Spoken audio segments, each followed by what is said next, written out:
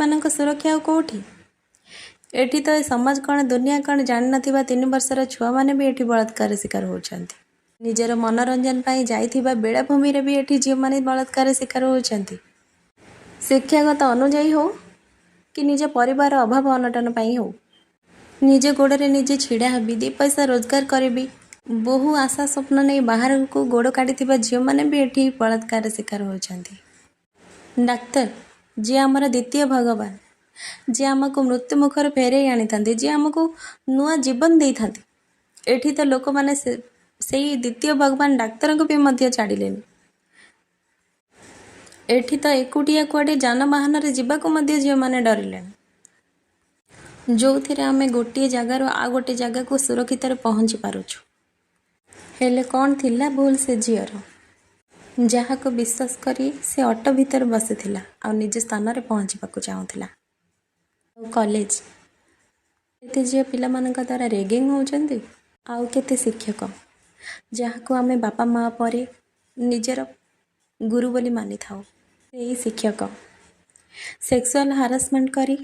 एते टर्चर कले जे टेंशन और डिप्रेशन भितर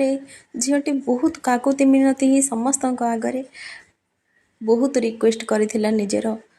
न्याय पाई हेले कौन है ता सहित शेषर आत्महत्या करने बाध्य हो गला। एटा आत्महत्या नुहे हत्या केबे सब बंद हम केबे गोटे झील निजको सुरक्षित मन करिवो केबे निज इच्छा निज फ्रीडम रे से बाहर को जाई परिबो निज इच्छा रे मर्जी रे बंची परिबो। एसबु पर भी जदि गोटे झील सबको सामना करी तापर भी से जेबे सी निज परिवार को छाड़ी निजर बापा माँ भाई बंधु सह कुटुंब को छाड़ी आउ गोटे परिवार को निजर करी थाए विवाह बंधन रे बांधी होई थाए सेठी भी जौन निर्यातनार शिकार होता है। आम सरकार जदि गोटे झील शिशुर जन्म हेबा टंका ठारू आरंभ करी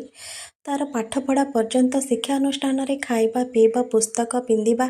सबु किछि फैसिलिटी देइछंती एमिति कि मो खुशी योजना ठारू आरंभ करी सुभद्रा योजना पर्यंत एते सबु फैसिलिटी नारी मानक पई अछि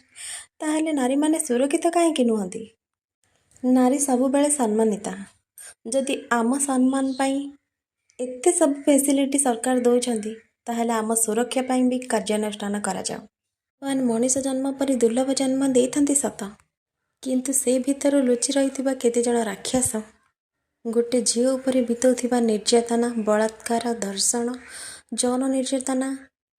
एसबु पूर्वर निज घरे थिबा माँ भौणी कथा